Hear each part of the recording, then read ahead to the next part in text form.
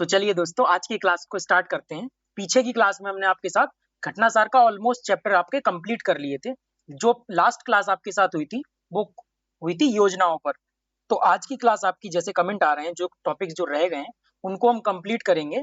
तो आपके जैसे आयोग रह गया है, स्पेस रह गया है, या खेल का कुछ अपडेटेड टॉपिक्स रह गए हैं, या जो प्रदर्शनी या सम्मेलन के टॉपिक्स हैं, छोटे-छोटे जो टॉपिक्स रह गए हैं, उनको हम क्लास में क्या करेंगे, फर्दर कंप्लीट करेंगे। तो सबसे पहला टॉपिक ही उठाते हैं। टाइम वेस्ट करके छोटी सी क्लास रखेंगे, ज्यादा लंबी भी नहीं खींचेंगे, और कवर करेंगे, कोशिश करने की कि पूरे टॉपिक्स कवर हो जाएं। तो पहला टॉपिक देखेंगे आयोग या समितियां। तो जो इंपॉर्टेंट समितियां हैं उनको देखते हैं। और आपके साथ ये करवा आपके साथ क्या योजनाएं करवाई दी गई थी। तो अब क्या करेंगे, योजनाओं को खत्म करने के बाद अब जो टॉपिक्स रह जाता है आपका, तो सीधा देखते हैं। पहले तो आपकी समितियां रह गई थी, तो कुछ समितियां हैं, पहले समितियों को देख लेते हैं। आइए पहली समिति देखते हैं। जो इंपॉर्टेंट समितियां हैं केवल आपको वही देखनी है, या जो हाईलाइट करके दी जा रही है केवल उतना ही पढ़ना है आपको। और आपको पीडीएफ आपको जैसे एज यूजुअल पता ही है कि कैसे। कमेंट में जाना है आपको, लिंक मिल जाएगी टेलीग्राम ग्रुप की, और आपको क्या करना है, टेलीग्राम से जाके पीडीएफ आपको डाउनलोड करके पढ़ लेनी है। तो पहली कमेटी है आपकी गोविंद मोहन समिति। तो पहली समिति कौन सी हो गई है, गोविंद मोहन समिति। ये क्या हुआ है देखिए, 12 जून जो 2025 को गुजरात के अहमदाबाद में आपका जो एयर इंडिया की फ्लाइट थी AI-171 की जो दुर्घटना हुई थी, तो उसकी जांच के लिए क्या है, भारत सरकार ने केंद्रीय सचिव हैं जो गोविंद मोहन की अध्यक्षता में एक उच्च स्तरीय बहु अनुशासनात्मक समिति का गठन किया है। गोविंद मोहन समिति का गठन किसके लिए किया गया है, जो गुजरात में एयर इंडिया की फ्लाइट क्रैश हुई थी, तो उसकी जांच के लिए जो समिति का गठन किया गया वो है गोविंद मोहन कमेटी। अब देखिए इसको याद कैसे रखेंगे, आपको पता है कि वो बहुत बड़ी घटना थी जब एयर इंडिया की फ्लाइट क्रैश की थी। तो उस समय क्या हुआ था कि न्यूज में क्या चलने लगा था, याद हो आपको, कि सब लोग मारे गए, एक व्यक्ति जो बाद में बच गया था, सब लोग मारे गए। और क्या हुआ है, गीता को कुछ नहीं हुआ, जो भगवत गीता थी उसको आपको पता है कुछ नहीं हुआ था। ऐसी न्यूज़ेस चलने लगी थी। मतलब मुद्दा कहीं होता है, लेख कहीं धर्म से जोड़ के कहीं जाते हैं, तो हम वहां नहीं जाएंगे धर्म के मुद्दे पर हमें ये याद रखना है कि जब न्यूज आया था कि गीता को कुछ नहीं हुआ है, तो मैं देखिए उसी से हम ट्रिक बनाएंगे कैसे। देखिए समिति में कौन है, गोविंद है, मोहन है, तो ये किसके नाम है, ये आपको पता है श्री कृष्ण के नाम है। तो आपको क्या पता चल गया कि जो गीता की न्यूज चली थी, तो उसी के नाम के हिसाब से आपके गोविंद मोहन समिति, कृष्ण का नाम मोहन, गोविंद भी उन्हीं का नाम है, तो कृष्ण जी के नाम के ही ऊपर क्या बनी है, वो समिति बनी है। और हमें क्या याद रखना है कि गीता की किस प्रकार भगवत गीता ना जलने की न्यूज चली थी, तो मुझसे रिलेट करके इसको बना सकते हैं कि जो एयर इंडिया की 171 फ्लाइट जो क्रैश हुई थी, उसमें गीता का जलना जो न्यूज चली थी, उसी के अनुसार समिति को हम कैसे याद रखेंगे, गोविंद मोहन समिति। गोविंद नाम है कृष्ण जी का और मोहन भी नाम है कृष्ण जी का। तो ऐसे जब रिलेट करके याद करेंगे तो अब नहीं भूलेंगे। अच्छा, जब याद आ जाएगा वो घटना, अच्छा कि गीता आपकी नहीं जली थी, तो उसी के नाम के हिसाब से आपकी क्या बनी है, गोविंद मोहन समिति बनी है। उसके बाद देखिए सीधा इंपोर्टेंट टॉपिक्स ही देखेंगे। दूसरा क्या है आपका, कोचिंग संस्थानों पर छात्रों की बढ़ती हुई निर्भरता की जांच करने हेतु एक समिति का गठन किया गया है। जो मतलब डिपेंडेंसी ज्यादा बढ़ने लगी स्टूडेंट्स की किस पे, कोचिंग इंस्टीट्यूट पर जो आपकी, तो उसके लिए 20 जून 2025 को आपकी कमेटी बनी है। इसका अध्यक्ष कौन बनाया गया है, विनीत जोशी को। तो उच्च शिक्षा सचिव जो थे आपके विनीत जोशी की अध्यक्षता वाली ये समिति क्या करेगी, कोचिंग सेंटरों पर छात्रों की जो निर्भरता है उसको कम करने का उपाय सुझाएगी, और उन खामियों को भी जांचेगी। क्या, किन खामियों को, जिसके कारण क्या है, छात्र कोचिंग संस्थानों में जाने पर मजबूर होते हैं। तो मतलब उनके निर्भरता को कम करेगी, और उनकी भी उन खामियों की भी जांच करेगी, क्या कारण रह जाते हैं कि कोचिंग संस्थानों को मजबूर होना पड़ता है, कोचिंग जाने के लिए स्टूडेंट्स को क्या होना पड़ता है, मजबूर होना पड़ता है। तो किसकी अध्यक्षता में, विनीत जोशी। अब देखिए याद कैसे रखेंगे, इसको भी हम कोचिंग इंस्टीट्यूट के नाम से ही बनाएंगे। आपको पता होगा जैसे ही आप किसी भी एग्जाम के लिए कोचिंग लेने जाते हैं, तो आपको पता होगा कि कोचिंग इंस्टीट्यूट वाले आपसे कैसे विनीत होके, मतलब सौम्य होके, कितनी मधुर आवाज में बात करते हैं, विनीत होके आपसे बात करते हैं, और आपके अंदर कितना जोश भर देते हैं कि अरे इस एग्जाम की, अरे यहीं से निकलेगा, यहाँ से नहीं निकलेगा तो कैसे निकलेगा, मतलब आपसे नहीं निकलेगा तो किससे निकलेगा। कितने विनीत, मतलब कितने प्यार से आपके अंदर जोश भर देते हैं कोचिंग इंस्टीट्यूट वाले। तो इसी से हमें ट्रिक बनानी है कि विनीत और जोश। तो विनीत जोशी क्या बने हैं, आपके अध्यक्ष बने हैं इसके, किसके, जो आपको बताया कोचिंग संस्थानों पर छात्रों की बढ़ती निर्भरता की जांच करने के लिए। उसके बाद देखिए एक समिति आपकी दिनेश खारा समिति। तो भारतीय जीवन विनियामक और विकास प्राधिकरण है जो आपका, एरेडाई है। तो इसने क्या किया है, बीमा अधिनियम 1938 की समीक्षा करने के लिए पूर्व अध्यक्ष, भारतीय स्टेट बैंक के पूर्व अध्यक्ष दिनेश खारा की अध्यक्षता में यह समिति का गठन किया है। तो दिनेश खारा समिति क्या हुई, एरेडाई ने बीमा अधिनियम 1938 की समीक्षा के लिए सीधा पूछा जाएगा कि बीमा अधिनियम जो 1938 है उसकी समीक्षा के लिए एक समिति का गठन किया गया, इसके अध्यक्ष कौन है, इसके हेड कौन है, या कौन सी समिति बनाई गई, तो दिनेश खारा समिति बनाई गई है। उसके बाद देखते हैं, आपके साथ ये करवाई दी थी कृषि संबंधित योजना, ये पीछे ही क्लास में करवा दी थी। अब देखिए, और जिसने क्लास नहीं देखी है ना, तो जाइए, आपको कमेंट में मिल जाएगा या आपको डिस्क्रिप्शन में पिंड कमेंट मिल जाएगा, तो आपको लिंक वहां मिल जाएगी, आपको वीडियो की लिंक मिलेगी, आपको देखना है, फिर फीडबैक देना है कि क्लास कैसी लगी आपको। उसके बाद देखते हैं प्रदर्शनी, सम्मेलन, मेले और उत्सव एक साथ हैं ये सारे, इसमें भी मेन हम निकाल के उन्हीं को पढ़ेंगे। पहला क्या है आपका, 18वां अंतर्राष्ट्रीय खेल और खगोल भौतिकी ओलंपियाड 2025 हुआ है। तो ये कहाँ हुआ है, 2025 अगस्त में ये मुंबई में हुआ है। तो मुंबई में इसका उद्घाटन या आयोजन किया गया है। 18वां है, चूंकि इसलिए याद रखना है अंतर्राष्ट्रीय है, इंटरनेशनल लेवल का कोई भी आयोजन या कोई भी आपका प्रदर्शनी, सम्मेलन, महोत्सव कुछ भी होता है तो एग्जाम में उसके पूछे जाने की संभावना बढ़ जाती है। तो ये कहाँ हुआ है, इसको आपको याद रखना है, मुंबई में हुआ है। इसकी थीम क्या है, वसुधैव कुटुंबकम, किसकी, आपके अंतर्राष्ट्रीय खगोल और खगोल भौतिकी ओलंपियाड। उसके बाद सीधा देखते हैं, पहला बिम्स्टेक पारंपरिक संगीत महोत्सव। पहला, एक तो पहला है, दूसरा बिम्स्टेक है, और क्या है, पारंपरिक संगीत महोत्सव, और इसका आयोजन भी कहाँ हुआ है, भारत में हुआ है, इसलिए इंपोर्टेंट बन जाता है, ज्यादा इंपोर्टेंट बन जाता है। तो देखिए, इसका आयोजन कहाँ किया गया है, नई दिल्ली के भारत मंडपम में इसका आयोजन किया गया है। अब इसका शीर्षक क्या था, सप्त सुर सात राष्ट्र एक राग, मतलब कि सप्त सुर है, सात राष्ट्र एक राग। अब सात राष्ट्र क्यों लिया गया है, क्योंकि आपको पता होगा बिम्स्टेक में कितने मेंबर होते हैं, बिम्स्टेक में आपके होते हैं 7 मेंबर। अब देखिए, बिम्स्टेक को याद कैसे 7 मेंबर से रखना है, देखिए, बी से आपका क्या हो जाएगा, बी से हो जाएगा बांग्लादेश, आई से इंडिया, एम से म्यांमार, एस से श्रीलंका, टी से आपका थाईलैंड हो जाएगा, और जो ई सी बचेगा उसको आपको याद पढ़ना है, एक एक, तब तो एक, दो देश कौन से बच रहे हैं आपके, एक है आपका नेपाल, एक, और एक है आपका भूटान, दोनों हमारे पड़ोसी। तो जिस भी क्षेत्रीय संगठन में भारत होता है मोस्टली उसमें नेपाल और भूटान होता है। सार्क देख लीजिए, ब्रिक्स देख लीजिए, G20, या जिस मतलब G20 में तो नहीं है, या जिस भी क्षेत्रीय संगठन में भारत होगा, चांसेस होते हैं, या भारत ने बनाया होगा या भारत उसमें शामिल होगा, तो नेपाल और भूटान होते हैं। तो आपको याद करना है किससे, बिम्स्टेक से। तो बिम्स्टी तक आपके 5 मेंबर हो जाएंगे, ईसी से आपके 2 मेंबर बचे हैं, नेपाल और भूटान। तो इसीलिए आपको ये याद रखना है, पहला बिम्स्टेक पारंपरिक संगीत महोत्सव हुआ है आपका नई दिल्ली में। इसका शीर्षक था सप्तशुर। सप्तशुर आपको बताया क्यों, क्योंकि सात सात देश थे, इसलिए 7 राष्ट्र एक राग शीर्षक रहा है। और इसके आपको सदस्य बताए, भारत, बांग्लादेश, भूटान, म्यांमार, नेपाल, श्रीलंका और थाईलैंड। ठीक है, तो इससे आपको ये भी याद हो जाएगा। अब उसके बाद देखते हैं वर्ल्ड आर्टिफिशियल इंटेलिजेंस कॉन्फ्रेंस जो 2025 की हुई है। तो वर्ल्ड आर्टिफिशियल इंटेलिजेंस कॉन्फ्रेंस, तो एआई पर जो कॉन्फ्रेंस हुई है, ये कहाँ आयोजित की गई है, चीन के संघाई में 26 से 28 के बीच वर्ल्ड आर्टिफिशियल इंटेलिजेंस का कॉन्फ्रेंस जो हुई है 2025 में, उसका आयोजन किया गया है। तो इसका आयोजन कहाँ किया गया है, इसका आयोजन आपका संघाई चीन में किया गया है। क्योंकि एआई के फील्ड में चीन, अब आपने देखा होगा कि बहुत ही प्रोग्रेस कर रहा है, तो एआई की फील्ड में चीन में ही प्रोग्रेस हो रही है, तो उसी के एक शहर में वर्ल्ड एआई कॉन्फ्रेंस का भी आयोजन किया गया है। अब इसमें याद क्या रखना है, इसकी थीम क्या थी, एआई युग में वैश्विक एकजुटता। एआई युग में वैश्विक एकजुटता, तो ये आपको थीम से या नाम से ही समझ आ जाएगी कि एआई के युग में वैश्विक एकजुटता। और संघाई में हुई है, संघाई क्योंकि अब इस बार एससीओ भी, संघाई कॉर्पोरेशन ऑफ इंडिया, मतलब संघाई कॉर्पोरेशन ऑर्गेनाइजेशन था आपका, जो वो भी चर्चा में रहा, एससीओ समिट भी आपका चर्चा में रहा था। तो इससे आप क्या याद रखना है, एससीओ से संघाई भी याद रखना है, और वर्ल्ड आर्टिफिशियल इंटेलिजेंस कॉन्फ्रेंस का आयोजन भी आपका कहाँ हुआ है, संघाई में हुआ है। तो ऐसे आप कुछ रिलेट करेंगे ना कि अच्छा, संघाई 2 मामलों में आपका चर्चा में रहा है, एक एससीओ के मामले में, एक वर्ल्ड एआई कॉन्फ्रेंस के मामले में, तो दोनों आप एक साथ लिंक करके चलेंगे तो याद बना रहेगा। उसके बाद देखते हैं सीधा, पहला अंतर्राष्ट्रीय पाली सम्मेलन 2025, पहला है अंतर्राष्ट्रीय पाली सम्मेलन है, भारत में आयोजन हुआ है, मतलब भारत इसका सहायक रहा है, लेकिन आयोजन श्रीलंका में हुआ है। श्रीलंका के कैंडी में भारत के सहायक उच्चायोग और पेरिडेनिया विश्वविद्यालय की संयुक्त मेजबानी से 2025 को पाली अध्ययन के भविष्य पर पहला अंतर्राष्ट्रीय सम्मेलन, पाली अंतर्राष्ट्रीय सम्मेलन का आयोजन किया गया। तो ये आयोजन कहाँ किया गया है, ये किया गया श्रीलंका में। दूसरा क्या याद रखना है कि इसका मुख्य विषय क्या है, इसका मुख्य विषय क्या रहेगा, पाली का अंतर्राष्ट्रीय सम्मेलन है तो पाली भाषा का भविष्य रहेगा, तो उसी के नाम से रिलेटेड रहता है। तो आप उसकी थीम भी याद रख सकते हैं। पहला पाली अंतर्राष्ट्रीय सम्मेलन आपका श्रीलंका, आपको याद रखना है, इसलिए भी याद रखना है क्योंकि पाली किस टाइम पे, पाली प्राकृतिक थोड़ी सी आपकी बौद्ध टाइम की, बौद्ध या जैन उस टाइम की फेमस भाषा रही है, तो आपको पाली से याद रखना है, ये इंडिया में और आप श्रीलंका में।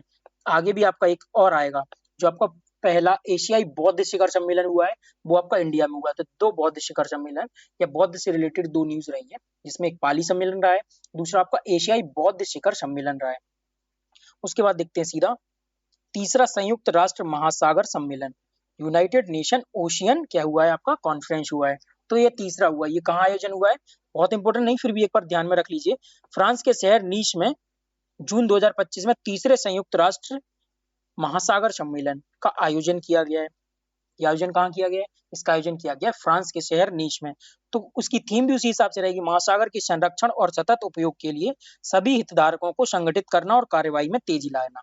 अब इसका क्या करना है कि देखिए एक प्लान आया था यहाँ, nice ocean action plan, nice लिखा है, ये नीश ओशियन एक्शन प्लान है क्योंकि ये फ्रांस के शहर नीश में आयोजन हुआ है। तो सीधा पूछा जाएगा नीश ओशियन एक्शन प्लान संबंधित है किस देश से, या इसका आयोजन कहाँ हुआ है, या संयुक्त राष्ट्र महासागर सम्मेलन का आयोजन किस देश में हुआ है, ऐसे आपसे क्वेश्चन पुटअप किया जा सकता है। उसके बाद देखिए अंतरराष्ट्रीय आपदा रोधी अवसंरचना 2025, अंतरराष्ट्रीय आपदा रोधी अवसंरचना 2025 क्या है, international conference on disaster resistant infrastructure है जो आपका।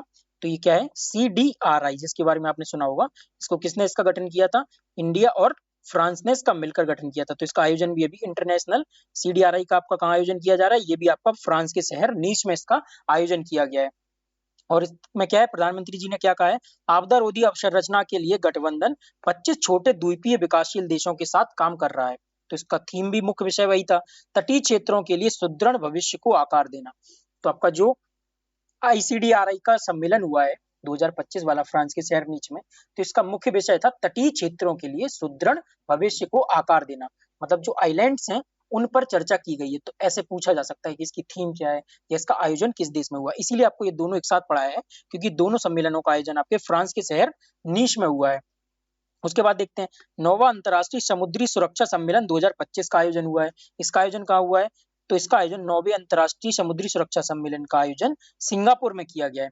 अब देखिए अब इसको याद कैसे रखना है, यदि याद रखने के लिए कहा जाए तो देखिए यहाँ से सारे समुद्री सुरक्षा सम्मेलन सिंगापुर, तो सा आप ऐसे भी मिला सकते हैं या आप डायरेक्ट याद कर लें उसको कि समुद्री सुरक्षा सम्मेलन तीनों की स्टार्टिंग में सा आ रहा है, इसलिए आपको थोड़ा सा बताया कि सिंगापुर में भी जो आपका सा आ रहा है, तो आप इससे क्या कर सकते हैं, इससे आप याद रख सकते हैं।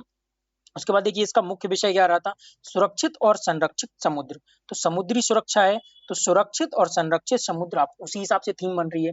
तो 9वां अंतर्राष्ट्रीय समुद्री सुरक्षा सम्मेलन का आयोजन कहाँ किया गया है, सा तीनों में सा आ रहा है, तो सिंगापुर। और ऐसा नहीं कि एक और सा से नाम डाल देगा, बहुत आपका बैड लक होगा तो ऐसी चीजें आती, कुछ ट्रिक्स तो ऐसी बनानी पड़ेगी। मान लीजिए फिर डालेगा सिंगापुर, इंडोनेशिया, फिलीपींस, बुरुनई, ऐसे ऑप्शन देगा, मे भी ऐसा दे दे श्रीलंका, तब थोड़ा सा ऐसे कंफ्यूज हो सकते हैं आप। लेकिन जब आपको याद रहेगा कि आपके साउथ ईस्ट एशिया का कोई कंट्री है तो थोड़ा सा कंफ्यूजन कम हो जाएगी।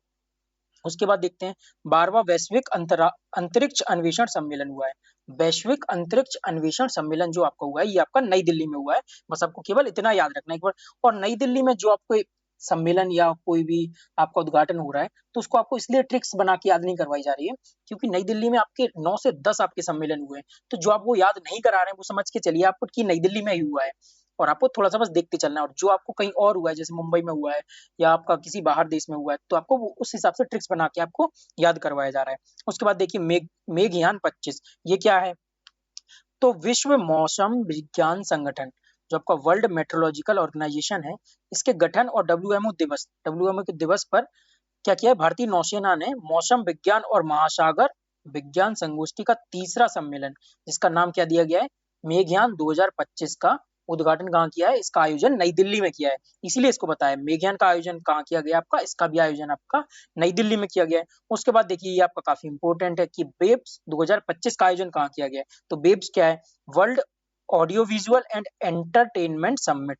World audio visual and entertainment जो समिट हुआ है आपका, ये आपका हुआ है मुंबई के जियो वर्ल्ड कन्वेंशन सेंटर में।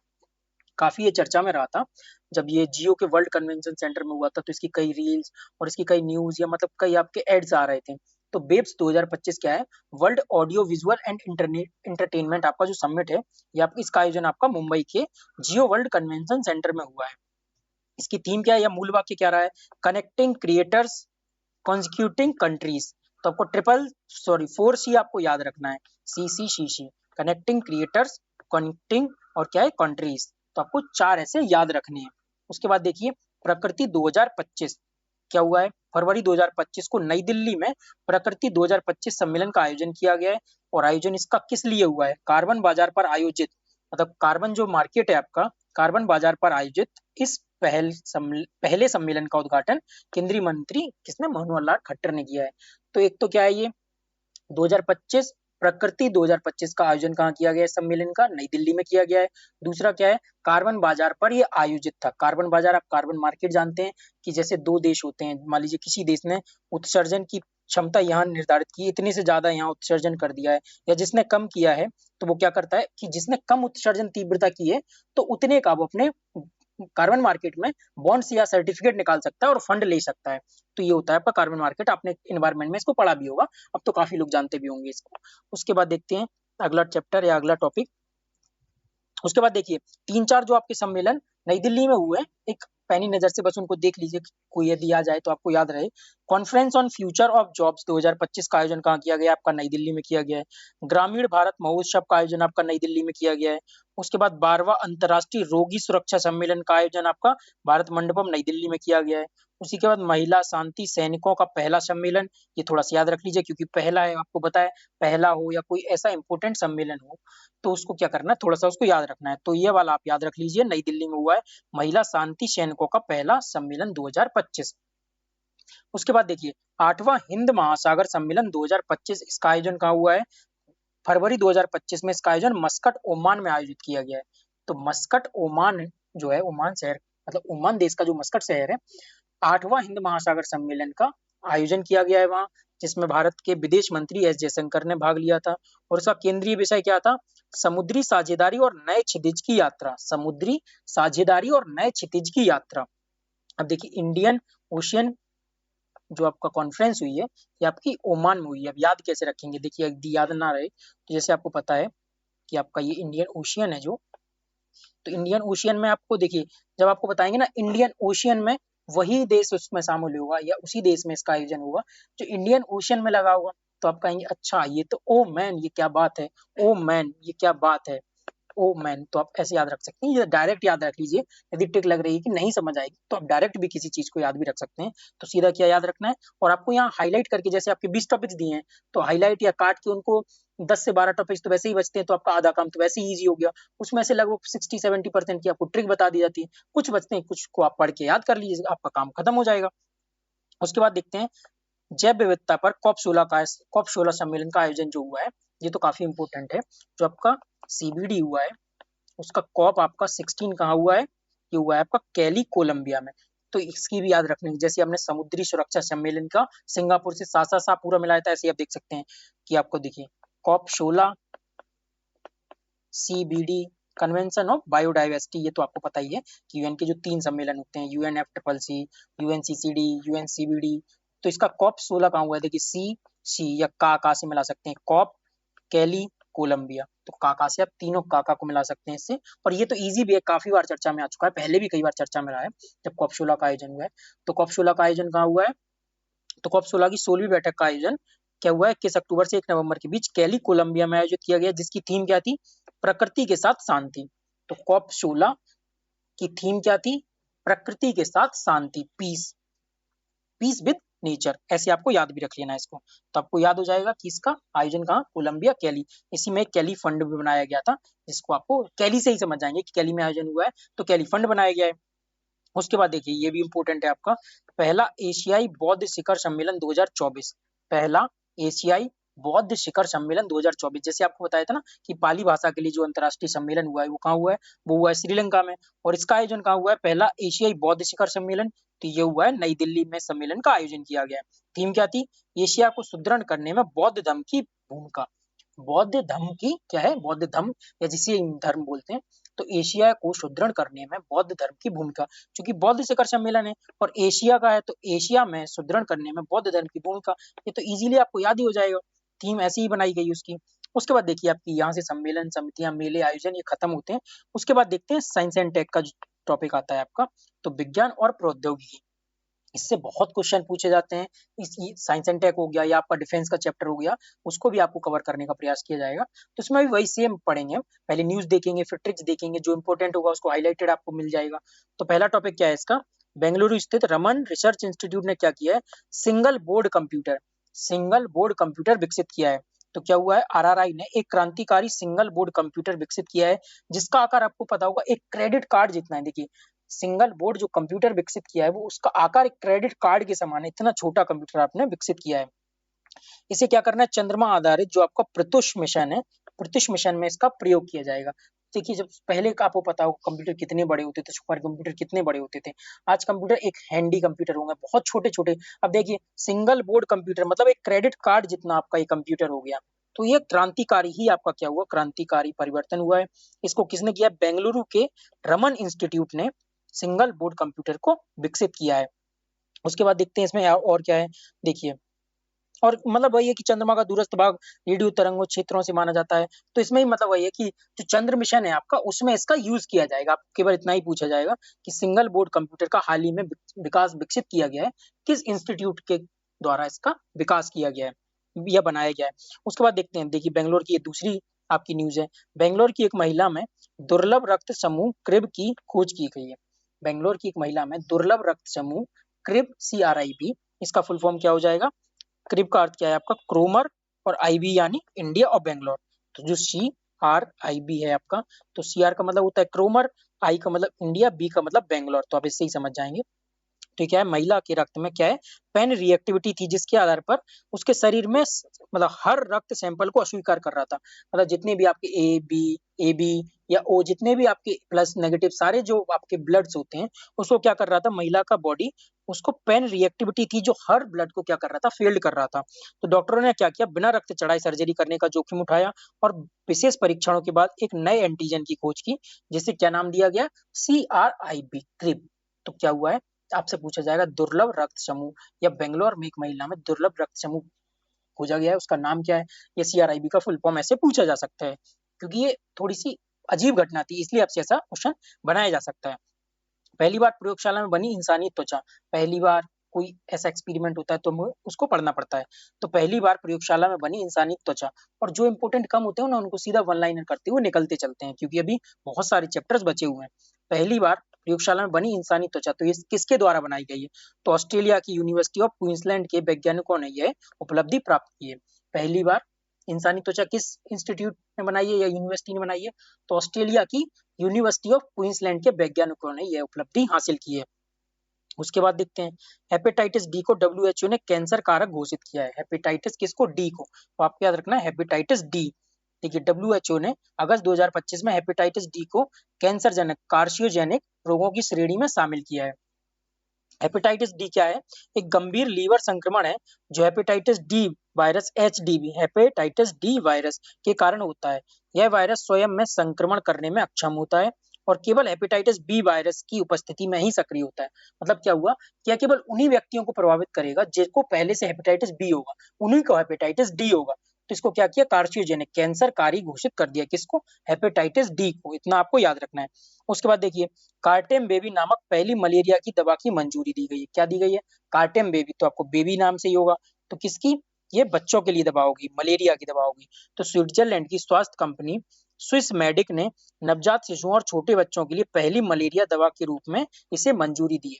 नाम क्या है इसका, कार्टेम बेबी। बेबी से ही समझ जाएंगे आप कि क्या है, बच्चों के लिए कार्टेम मलेरिया की दवा है, और स्विस मेडिक स्विट्जरलैंड की एक कंपनी है जिसने इसको क्या किया है, बनाया है। अब अगला टॉपिक देखते हैं, भारत की पहली स्वदेशी मलेरिया वैक्सीन क्या है, एडफाल्सीवैक्स। एडफाल्सीवैक्स जो है वो क्या है, भारत की पहली मलेरिया वैक्सीन है। अभी क्या हुआ है, मलेरिया की ये दवा है, कौन सी, कॉर्टेम बेबी, ये बच्चों के लिए। और भारत ने स्वदेशी मलेरिया की वैक्सीन बनाई है जिसका नाम क्या है, एडफाल्सीवैक्स। तो क्या है, भारत ने मलेरिया के खिलाफ अपनी पहली स्वदेशी वैक्सीन एडफाल्सीवैक्स विकसित करने में सफलता प्राप्त की है, और ICMR के भुवनेश्वर स्थित क्षेत्रीय चिकित्सा अनुसंधान केंद्र द्वारा इसको क्या किया गया, इसको विकसित किया गया है। तो केवल आपको सीधा इसका नाम याद रखना है। पूछा जाएगा भारत की पहली स्वदेशी मलेरिया वैक्सीन का क्या नाम है या कौन सी है, तो आपको क्या याद रखना है, एडफाल्सीवैक्स। वैक्सीन एडफॉल्सी से आप कुछ बना लीजिए ऐसे, याद तो फिर याद रख लीजिए। एडफॉल्सी से कुछ ऐसा बन नहीं रहा था, इसलिए आपको क्या बताया, एडफॉल्सी बैक्स आपको सीधा याद करना पड़ेगा इसको। उसके बाद देखिए, दुनिया का पहला सिलिकॉन रहित कंप्यूटर, और आपको पता है सुपर कंप्यूटर या ऐसे कंप्यूटर के मामले में हमेशा अमेरिका आगे रहा है। एक लाइन की न्यूज है, हाल ही में अमेरिका ने पेंसिल्वेनिया स्टेट यूनिवर्सिटी के वैज्ञानिकों ने क्या किया, नैनो फैब्रिकेशन यूनिट में दुनिया का पहला ऐसा कंप्यूटर तैयार किया है जिसमें सिलिकॉन का प्रयोग नहीं हुआ है। सिलिकॉन की जगह उन्होंने 2 आयामी 2D सामग्री का प्रयोग किया है, जो भविष्य में सिलिकॉन का विकल्प बन सकता है। तो सीधा पूछा जाएगा, दुनिया का पहला सिलिकॉन रहित कंप्यूटर किस देश ने बनाया है, तो बनाया आपका अमेरिका ने। उसके बाद देखिए, आपको कैसे याद करा है कि आपको करना है सुपर कंप्यूटर में अमेरिका के ही टॉप 10 में ही मान लो ऑलमोस्ट सुपर कंप्यूटर शामिल होते थे, जिसमें सुपर कंप्यूटर अमेरिका में हमेशा ही आगे रहा है। तो इसलिए आपको याद हो जाएगा कि सुपर कंप्यूटर या ऐसा कंप्यूटर बनाया है जो सिलिकॉन रहे थे, तो किस देश ने बनाया, आपका अमेरिका ने बनाया। चीन ने दुनिया का पहला गैर बाइनरी एआई चिप लॉन्च किया है। क्या किया है, चीन ने हाल ही में वैश्विक स्तर पर एक अनोखी पहल करते हुए गैर बाइनरी आर्टिफिशियल इंटेलिजेंस चिप का व्यापक स्तर पर उपयोग शुरू कर दिया है। तो ऐसा पूछा जाएगा, बहुत इंपॉर्टेंट टॉपिक्स नहीं है ये, जो आपको सीधा सीधा डायरेक्ट डायरेक्ट करवा दिया जा रहा है, या जो बल्लाइनर है जिनकी विदाउट ट्रिक्स आपको सीधा बोर्ड पढ़ने के लिए बताने के लिए बताया जा रहा है, तो उनको केवल आपको दिमाग में बस एक बार देख लेना है। ऐसा नहीं कि बहुत इंपॉर्टेंट है, बस इसलिए क्योंकि डिफेंस या आपका जो साइंस एंड टेक चैप्टर है, इससे ऐसे ही मतलब ऊट पटांग से क्वेश्चन बना दिए जाते हैं, ताकि वो भी क्वेश्चन आपसे मिस ना हो। इवन एक क्वेश्चन भी ऐसा आ रहा हो ना जो आपसे छूट रहा हो, तो कोशिश ये करते हैं कि वो क्वेश्चन भी आपसे ना छूटे, इसलिए थोड़ा सा आपको ऐसे टॉपिक्स भी देखने पड़ेंगे। और जो आपको इंपॉर्टेंट बहुत होते हैं उनको आपको इसीलिए ट्रिक्स बता के या कुछ निमोनिक्स बना के याद इसीलिए करवाया जाता है। उसके बाद देखिए, भारत द्वारा तैयार किया गया टाइफाइड से लड़ने वाला साल्मोनेला टीका। अब आपको पता है, देश में अब बारिश के मौसम जैसे ही आता है तो बच्चे संक्रमण का शिकार बनेंगे, और बच्चों को क्या होगा, बच्चों को टाइफाइड होगा। टाइफाइड कहाँ होता है, टाइफाइड एक आंत में होता है जो, और ये किस वेक्टर के कारण होता है, ये आपका होता है किसके, सैल्मोनेला टाइफी म्यूजियम के कारण होता है। और उसी से लड़ने के लिए भारत ने क्या बनाया है, टाइफाइड से, उसी टाइफाइड के उसी वेक्टर से लड़ने के लिए सैल्मोनेला एक टीका बनाया है। तो आप नाम से ही समझ जाएंगे, क्योंकि टाइफाइड होता भी सैल्मोनेला टाइफी म्यूजियम वेक्टर से है और टाइफाइड के लिए बनाया है, तो ये आप सीधा याद ही रख लेंगे।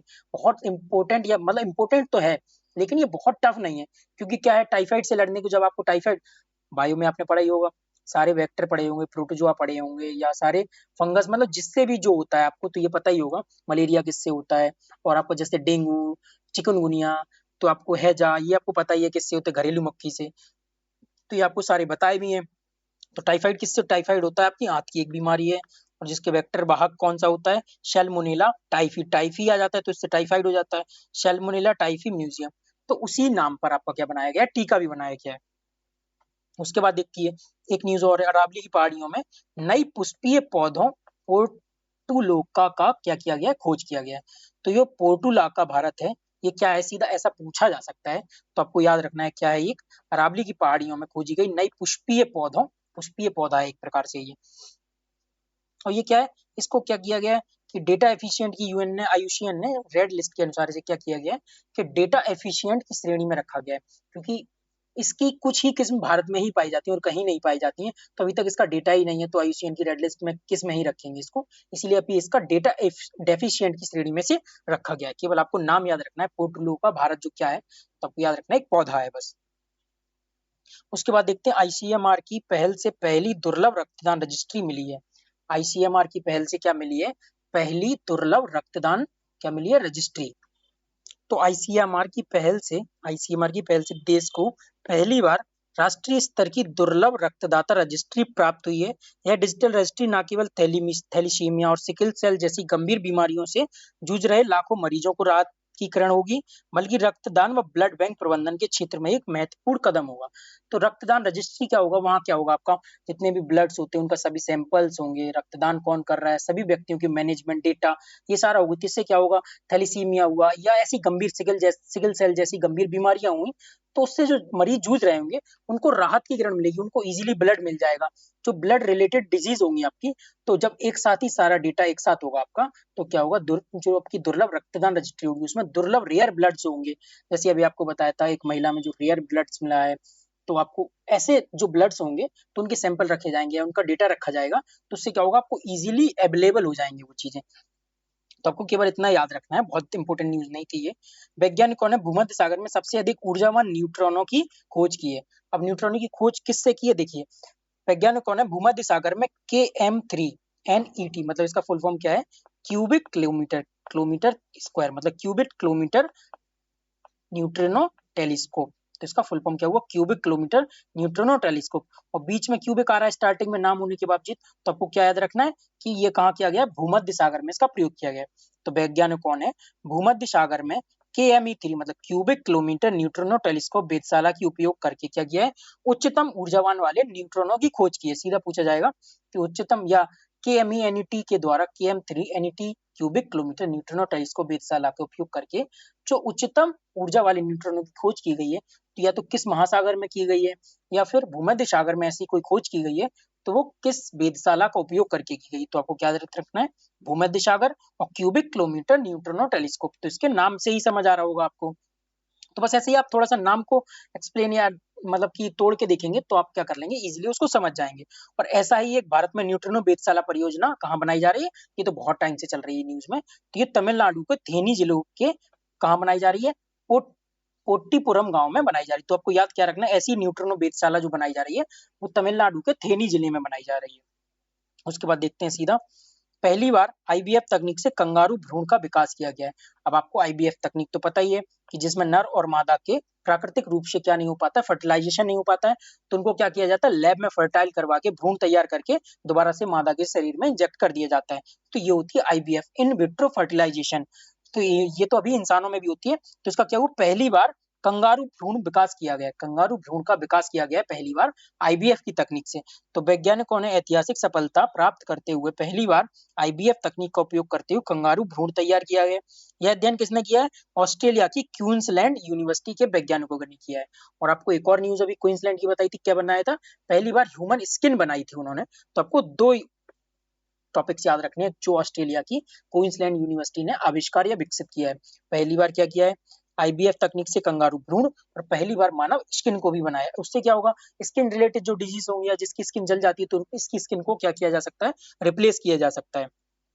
एशिया की सबसे बड़ी इमेजिंग चेरनेकोव दूरबीन लद्दाख में उद्घाटन किया गया। ये बहुत पुरानी न्यूज है, पहले से चल रही है। एशिया की सबसे बड़ी इमेजिंग चेरेनकोव दूरबीन का लद्दाख के हानले लद्दाख में इसका क्या किया गया, उद्घाटन किया गया है। तो ये आपको केवल इतना याद रखना है, बहुत इंपॉर्टेंट नहीं है, चाहे तो छोड़ सकते हैं। उसके बाद हमें क्या आ जाएंगे, हम स्पेस पर आ जाएंगे। और स्पेस से भी आपको दिखेंगे कि बहुत सारे, जैसे एक्सियोम 4 मिशन भेजा गया था। तो ये जो आपके इंपॉर्टेंट टॉपिक्स हैं, आपके गगनयान है, शुक्रयान मिशन है, तो ये इंपॉर्टेंट टॉपिक्स हैं, इससे क्वेश्चन पूछे जाते हैं। थोड़ा स्पीड में करेंगे इसको भी। तो आपका जो स्पेस टेक्नोलॉजी है, तो उसमें पहला टॉपिक से आपका गगनयान मिशन का पहला एकीकृत एयर ड्रॉप टेस्ट किया गया है। तो इसरो ने क्या किया है, 24 अगस्त 2025, जैसे आपको पता है 23 अगस्त को क्या होता है आपका राष्ट्रीय अंतरिक्ष मिशन होता है, तो राष्ट्रीय स्पेस डे होता है। तो अगले ही दिन क्या किया गया, गगनयान मिशन का पहला एकीकृत एयर ड्रॉप टेस्ट का परीक्षण किया गया है। तो आपको केवल यही याद रखना है, अगर पूछा जाएगा तो इतना ही पूछा जाएगा कि गगनयान मिशन का पहला एकीकृत एयर ड्रॉप टेस्ट कब आयोजन या कब सफलतापूर्वक किया गया है। उसके बाद चलते हैं, दुनिया का पहला सबसे बड़ा single piece 3D printed rocket engine.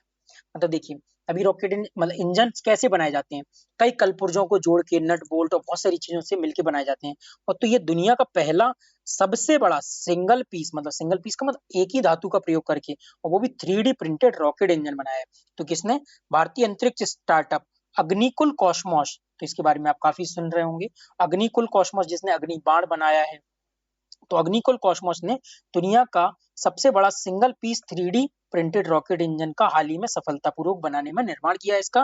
उससे क्या होगा, इसे पूरी तरीके से एक ही हिस्से में तैयार किया गया, यानी इसे बनाने में ना तो वेल्डिंग की गई है, ना ही कोई जॉइंट्स, ना ही कोई बोल्ट लगाया गया। जैसे आपको बताया था कि सिंगल पीस, जैसे मान लीजिए आप कोई भी सिंगल पीस लोहे का ले लें, फिर उसको काट काट के कोई आकार दे दें, तो इस प्रकार से रॉकेट का इंजन बनाया गया। ना उसमें किसी चीज की वेल्डिंग की गई है, ना ही कोई जॉइंट्स लगाया गया है, ना ही कोई बोल्ट बोल्ट लगाया, नट बोल्ट का प्रयोग किया गया है। बस केवल आपको इतना ही इसमें याद रखना था। अब उसके बाद देखिए, नासा के वेब टेलीस्कोप ने यूरेनस के नए चंद्रमा की खोज की है। तो यूरेनस के क्या किया है, नासा ने घोषणा की है कि जेम्स वेब टेलीस्कोप है जो आपका, इसने यूरेनस का एक नया 29वां उपग्रह खोजा है। बहुत इंपॉर्टेंट नहीं है, बस केवल इतना दिमाग में रखिए कि पूछा जाएगा नासा का एक 29वां उपग्रह या नया उपग्रह किस टेलीस्कोप के द्वारा खोजा गया है, तो नासा के वेब टेलीस्कोप के द्वारा यूरेनस के नए चंद्रमा की खोज की गई है। उसके बाद ये देखिए, इंपॉर्टेंट न्यूज है, जो क्या है आईएसएस पर इंटरनेशनल स्पेस स्टेशन पर जो क्रू 11 मिशन का हिस्सा रही लद्दाख की 2 फसलें। जो क्रू 11 मिशन गया था तो उस पर लद्दाख की 2 फसलें रही। अब देखिए क्रू 11, तो आपको 11 से कैसे याद रखना है, 1+1, तो आपका ये हो जाएगा 2। 1+1 आपका 11 भी होता है, 1+1 आपका 2 भी होता है। तो आपकी 2 फसलें आपकी क्या रही हैं लद्दाख की, उसमें शामिल रही हैं। क्या क्या, सी बकथॉर्न और बकव्हीट। तो देखिए दोनों में क्या आ रहा है आपका बक, तो आपको इंडियंस बकवास या कुछ भी मतलब ऐसा बना लीजिए। आप कुछ ऐसा बताएंगे कि इंडियंस बकवास ज्यादा करते हैं तो मतलब थोड़ा सा ज्यादा हो जाता है। देखिए सी बकथॉर्न और बकव्हीट, तो आपको वक से बना लेना है। 1+1 2, 2 फसलें हैं। मिशन कौन सा है, 1+1 2 भी होता है और एक 11, मतलब एक और एक 11 भी होता है, एक और एक 2 भी होता है। तो क्रू मिशन भी याद हो गया कौन से नंबर का है और कितनी फसलें हैं, 2 फसलें हैं और दोनों में बक आ रहा है। उसके बाद देखते हैं, सीधा चलते हैं उसके बाद। स्काई रूट एयरोस्पेस ने कलाम 1200 का सफल परीक्षण किया। कलाम 1200 क्या है, एक सॉलिड रॉकेट मोटर है आपकी। तो क्या है, इसरो के अनुसार स्काई रूट एयरोस्पेस ने अपने ताकतवर कलाम 1200 सॉलिड रॉकेट मोटर का पहला स्थिर परीक्षण सफलतापूर्वक कर लिया है। सीधा पूछा जाएगा कलाम 1200 जो रॉकेट की सॉलिड मोशन है, मोटर है, इसका परीक्षण किसके द्वारा किया गया है। नासा डाल देगा, इसरो डाल देगा, तो आप इसरो टिक कर देंगे। तो किया किसने, ये स्काई रूट एयरोस्पेस ने। अब इसको देखिए याद कैसे रखेंगे। देखिए कलाम साहब ने क्या किया था, जो भी अपना अंतरिक्ष स्टेशन है या मतलब कि अपना अंतरिक्ष अभियान है, या अंतरिक्ष अभियान की नींव किसने रखी थी, तो कलाम साहब हुए, भाभा हुए, तो इन लोगों ने रखी थी। तो इसको याद कैसे रखेंगे, देखिए स्काई से क्या बनेगा आपका अंतरिक्ष बनेगा, और रूट मतलब जड़, तो अंतरिक्ष की हमने जड़ किसने रखी थी, तो आपके कलाम साहब ने रखी थी। तो आप इसको ऐसे भी बना सकते हैं कलाम 1200। तो इसको याद कैसे रखेंगे, स्काई रूट मतलब स्काई की रूट किसने रखी थी, कलाम साहब ने। ऐसे भी याद रख सकते हैं इसको। उसके बाद देखिए इसरो ने भारतीय अंतरिक्ष स्टेशन का पहला मॉडल पेश किया है। क्या किया है, इसरो ने 23 अगस्त आपको बताइए 23 अगस्त को क्या होता है, कि 23 अगस्त को आपका अंतरिक्ष, जो आपको बताया था राष्ट्रीय अंतरिक्ष दिवस होता है 23 अगस्त को। तो इसरो ने भारतीय अंतरिक्ष स्टेशन का मॉडल पेश किया है 23 अगस्त 2025 को। यहाँ देखिए लिखा भी है 23 अगस्त 2025 को राष्ट्रीय अंतरिक्ष दिवस के अवसर पर भारतीय अंतरिक्ष स्टेशन 01 का मॉडल पेश किया है। तो केवल आपको इतना ही याद रखना है किस दिन मॉडल ये पेश किया गया इसरो के द्वारा। उसके बाद देखिए एक न्यूज है आपका कि सूर्य रॉकेट बनाया गया इसरो के द्वारा। तो इसरो ने 40 मंजिला ऊंचा रॉकेट का निर्माण किया है इसरो द्वारा। क्या किया गया है, 40 मंजिला ऊंचा हैवी एक रॉकेट होता है जो 75 टन भार वाला होता है। तो क्या किया गया है, इसका नाम क्या रखा गया है, आपको केवल ये याद रखना है, सूर्य रॉकेट। उसके बाद सीधा देखते हैं, देखिए रूस 2026 तक वेनेरा डी शुक्र मिशन लॉन्च करेगा। तो रूस क्या करेगा, वेनेरा डी शुक्र मिशन। तो रूस ने अपने नए अंतरिक्ष कार्यक्रम के तहत 2034 से 36 के बीच वेनेरा डी मिशन के क्या किया है, अपने उद्घाटन की घोषणा की है। अब आपको याद क्या रखना है कि देखिए आपका आ जाएगा ना वेनेरा, तो आपको वेनेरा पूछा जाएगा कि वेनेरा एक शुक्र मिशन है, किस देश के द्वारा इसको चलाया जा रहा है। तो आपको याद रखना है वेनेरा से क्या 3 अक्षर पकड़ने स्टार्टिंग है, वैन से आपका वीनस तो हो गया शुक्र के लिए, राशि आपका रूस हो गया, रशिया हो गया। तो आपके देखिए नाम में ही छुपा है मिशन किसका है और किस उपग्रह के लिए मिशन है।